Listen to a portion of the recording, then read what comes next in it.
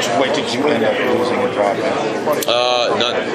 Yeah, I kept my weight up. It was tough because food tasted terrible and stuff, but I knew that, throughout the whole time I knew what I wanted to do eventually. I wanted to play, and I knew that if I had let myself get too weak or too skinny or whatever, it would have been tougher to get back. So I tried to keep up my calorie intake all the time. Did you ever speak to other professional athletes, like a Lance Armstrong or whatever, that maybe had gone through something similar, where they're professional athletes at the top of their craft and beat it and were able to rebound and continue? Yeah, well, I through letters talked to Lance Armstrong. He obviously sent me the video on game day.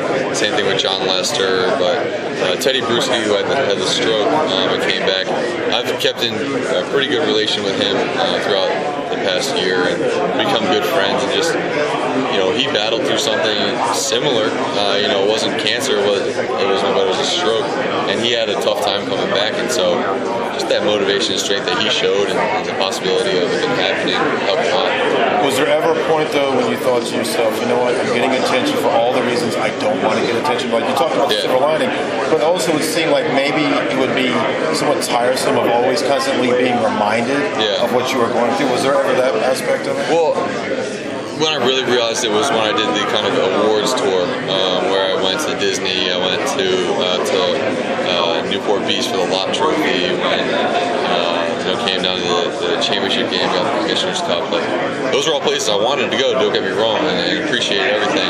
But my goal was to be there for a different reason. I wanted to get the Lott Trophy for playing football. I wanted to, get the ACC Defensive Player of the Year again. I wanted to, get, the Butkus Award or Lombardi or whatever. So, those are things that, it was interesting because I got a taste of what those were like. So I want to get back to that. I want to go to all the same awards places. They were fun, they were great, but I want to go for a different reason too.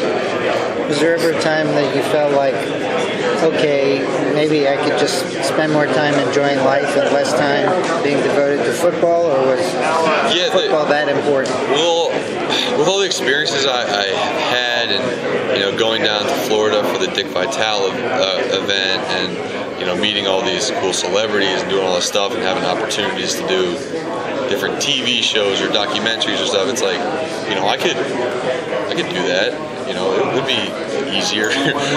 but at the same time, it's like, you step back and think, that's not what I want. I'm not doing this to become famous or to be able to do something like that. I want to come back and play football, and then if I come back and play football, it makes the story so much better. It makes it that much inspiring for people, and also that's what I want to do. It's not about, I didn't start out this process to inspire people. I started out to come back and be able to live my life the way I wanted to, and that's what I hope to do. Now, Marvin Austin had a brain tumor when he was in high school, and he said that since then he wakes up with a smile every day, and he appreciates the little things like being able to brush his teeth and stuff like that. This is Marvin Austin, or was it Robert Quinn? Robert Quinn, I'm sorry. Yeah. Did it have this same kind of effect on you? Yeah, it's funny because at the 2008 ACC Awards Banquet, he was awarded the Brian Piccolo Award when I was getting the Defensive Player of the Year award, and that's when I learned about the struggle that he went through, and it was the same type of thing where I looked to him for inspiration as well, because I was like, I saw him get an award, I saw him come back, and so I can do it too. And then it makes, I think I take for granted brushing my teeth still. Things fall into place as life progresses, but what I don't take for granted is the hard work that I put in, and so being in workouts when you don't really want to be there, you're feeling kind of tired, you push through because it's going to make you better. And that's the type of thing where in the past I might have been able to be like, I worked hard today, I'm going to be good, but now it's, I want to go work out again. I want to get 2 workouts in a day, push even harder to get back. How much of a concern is the rust factor? I mean, can you realistically do what you did in 2008, or is this a year layoff? Yeah, I can realistically do it. I can I'll find out a lot more during camp, obviously. That's when I'm going to knock a lot of the rust off. And we have so many practices during camp that I have plenty of time to kind of get back into it. You know, obviously things will go how they go, and I'm going to do everything I can to get back to where I was. How much were you able to do this spring? This spring, well, I did pretty much everything non-contact.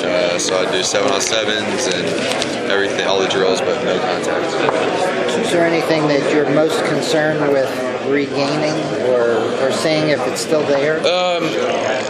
Most concerned, I guess, you know, game speed is something that I won't be able to taste until the game, and so getting used to that will be probably difficult again. You never know; it could come back easily. And then, you know, it's you know, I watch tape of myself and I'm like, wow, that was pretty good. And then I'm like, wow, that's tough to live up to, but you know, I feel like I can do it. Mark, how's your faith helped you through this process?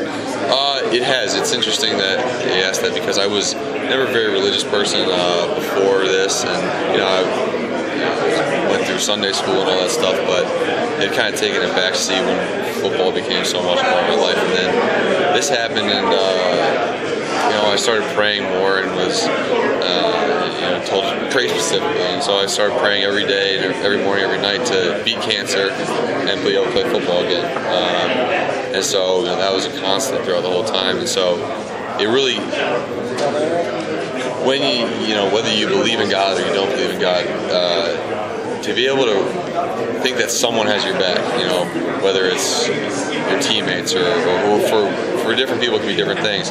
For me, it became a little bit, you know, God has my back a little bit. So I would ask Him for help, and you know, I was able to kind of get through and use that strength. What can make this a successful season for you?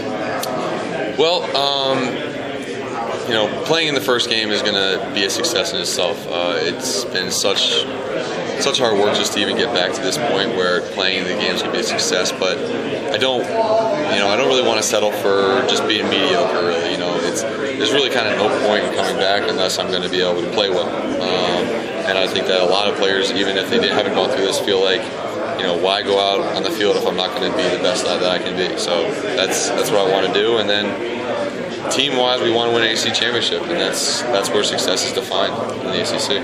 Thanks, Mark. Yep, thanks. Gentlemen, I have to grab him away for a couple radio interviews.